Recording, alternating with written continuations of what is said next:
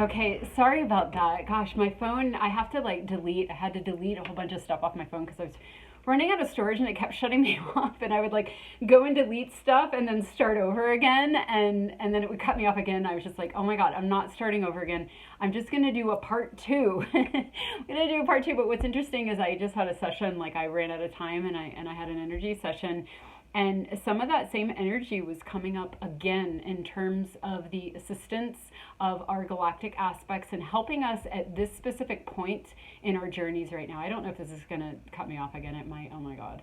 But I'm just going to try, and if not, I'm just not going to post anything and just take it as a sign. But yeah, the Galactic's assisting. So basically, I was talking about like kind of the timeline split where we've been living in these two different realities, and bridging strengthening the neural pathways so that our default one is one of unity consciousness, coming from that higher perspective, viewing through the higher perspective, and getting better and better at that, where the scales are have like tipped enough that so it was like that dream that I had, or that communication I had with the new moon, where I felt like I was like fully in that current, and I felt for the first time what it was like to fully be in that higher timeline. So that kind of being a precursor, is it a precursor or is it what's happening right now? I feel it's what's happening right now. And so along with that is sort of this energy of just feeling, what's interesting is like, a lot of people are having situations that are a lot of us are having situations that are shaking us up, especially around that 11:11 portal, where like we kind of got shaken up, where we think it's about whatever's happening in the external world, because we're like, oh, this is what's happening in the external world and it's making me feel this way, and therefore it's about this, and this is destabilizing me. But what's really happening is it's actually really about the energies, and really about this position that we're at right now, this upgrade that we're receiving. And remember last time, if you watched, we were talking about those threshold moments. Okay, so being on the other side of another threshold where we're really in a new terrain, and so our bodies have to acclimate to this new frequency that we're residing in. And so sometimes that can create a feeling of instability, but sometimes we have to manifest things in our outer world to help us move through that, to help us move through it, where we can kind of like see, oh, I'm feeling this way because of this outer circumstance, right? And it kind of keeps us busy and keeps us distracted, so those things can rearrange. But sometimes there's nothing going on in the outer world and we just feel weird. Okay, so there's that too. But the message that I have been getting from those dreams, one, with the synchronicity with the black and the red and the flannel linking up with that sun dream, is this really is a time collectively where we're making a move, and where the old guard has no power, it's dying off, and where we're really just focusing on this group soul mission of anchoring these energies in a way that we never could before. Okay, so part of that does require and I feel like because this is what was coming up in that personal reading, where it's like everything has a different frequency. So the angelics have a certain frequency, and the ascended masters have a certain frequency, and the earth guides have a certain frequency, and the galactics have a certain frequency. And when we're going through specific things in our journey, it's like it makes sense to call on, like, just like if we're going through a hard time and you're like, oh my God, when I'm going through this type of energy, I need this friend for this, or I need this friend. The only person I want to talk to right now is this person, because exactly who's going to like match. Big flock of pigeons just flew. Who's going to match, the space that you're at? And I feel like, at least for me, but because this has come up twice now, it's come up in the personal reading, and then it came up. Maybe that's why the phone had to cut off, because I was like, is this the right thing? It had to just show me one more time. It came up in the session as well, that the galactic aspects, the galactic energy, is like the perfect medicine for what we're going through right now, because it's almost like psychic surgery, where a lot of the things in us that have been in the way of this higher timeline have been conditioning, have been hijacks, have been programs in a sense, and depending on how far back you want to go, or how far out you want to go, there's just a lot that needs cleaned up, right? And so I'm trying to think of like how I want to say this, how out there I want to be. But a lot of the distortions that we have in our fields have happened in galactic lifetimes, or galactic if we don't want to, I'll just keep it simple. We'll just say lifetimes, okay? And you can translate it however you need to if you think of it in a different way. But, you know, where we've had these sort of experiments, we've had these genetic experiments, because all of this, what's going on is, you know, the activation of our light body, the activation of our DNA, clearing through the blocks that have kept us in lower density. Whereas, you know, we can actually reach that 12th strand DNA, that 12th dimensional frequency, but we've been capped. So moving through those caps, where did those caps come from? You know, where did they come from? And so calling on those galactic aspects that were there for those times, that are helping us to unravel them. And I know that's pretty out there, and that's why I was a little hesitant to say this.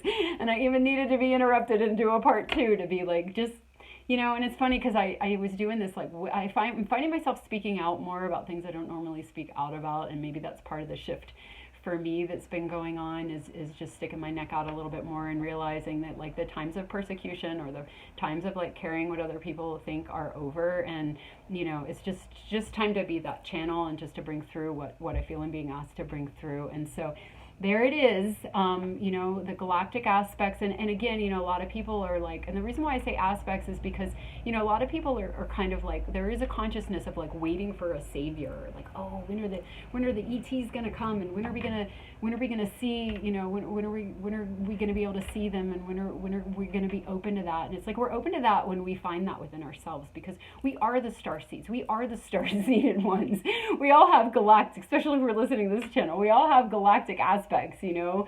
We all have that in our DNA. We all have that awakening now. And so when we see that in ourselves is when we start to embody, you know, a true interracial type of way of living and acceptance. And so, yeah, rather than like calling on something out there to come save us and help us, it's like, call on that part of yourself that was there when these things happened, that knows how to unravel these glitches in these programs. And so, yeah, so that's what I was seeing in the session. That's what I was seeing in the reading. That's what I was seeing in my dreams. That's what I'm seeing in the synchronicity, and just all around. So, all right, so I talked for another 7 minutes and I didn't get cut off. So I'm realizing what I need to do is delete videos from Facebook. I am doing personal readings now. Obviously I said that. So if you're watching this on YouTube, if I end up posting these, then you can just find me on Lineage of the Blue Rose Tarot Facebook page and message me, and we can handle it from there. And what I do is I just upload them onto that page and make it visible only to you. But I'll have to delete them after a couple weeks just to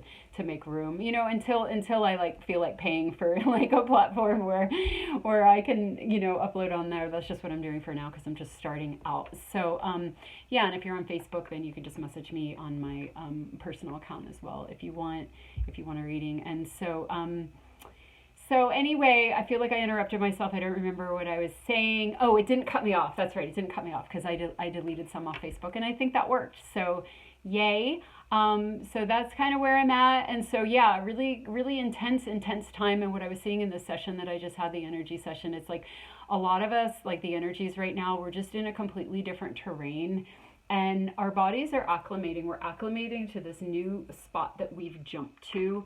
And again, calling on that assistance to help stabilize us. Her nervous system was really being stabilized by her galactic aspects, and then there were all these sort of like adjustment things that were, it's happened before in other years, but I just didn't understand it. But now I'm like, okay, I know what this is. It's like literally I'm watching something happening, like this knitting and this rearranging. You know, sometimes it's really embodied and it feels more, you know, it just feels more understandable to me. But the galactic energy always feels, it just has a certain frequency. Once you understand the frequency, you know, you can detect it, you can know. And kind of like in that dream where I was like, oh, it's his Arcturian aspect. Like I just understood it because, you know, the more you call on and you work with these, any frequency really, but, you know, if you haven't worked with the galactic frequencies, the more you just sort of focus on it. And even if you focus on like, you know, Arcturian, you focus on that word, like think about how it makes you feel. Think about where you feel it in your body, or think about like where you feel it in your body, what it feels like, what it communicates to you, what images you have. And then think of another one, think of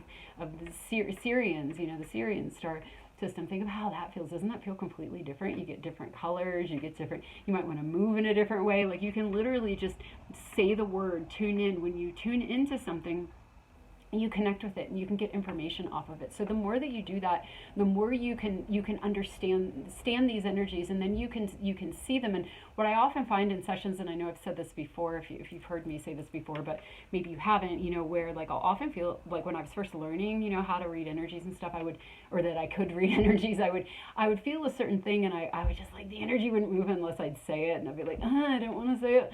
But I would just feel a certain energy in their field, and I would say it, and they'd be like, oh yeah, I work with that, I work with that Ascended Master, or I've been trying to call that into my field, or I was just watching this video and that's what they were talking about, that kind of energy. And it's like, you can literally, what we focus on like hangs in our energy field, it comes near us, and we can get information off of it. So yeah, just sharing that as well, if the whole galactic thing, or the whole, connecting higher, or connecting, but again, it's that Einstein thing. It's like, you can't solve a level of consciousness, can't solve a problem from the same level of consciousness that created it. So just leaning into those higher aspects and getting to know them, and trusting yourself, trusting that the images and the feelings and the downloads and the information that you get through your soul is a remembrance. It's a remembrance, and it's specific to you. And different people might have different interpretations of the energy, because they might have a different, there are a whole wide range of speaking galactics again, because that's what I feel like I'm supposed to be speaking about, whole wide range of what the Arcturian energies, Arcturian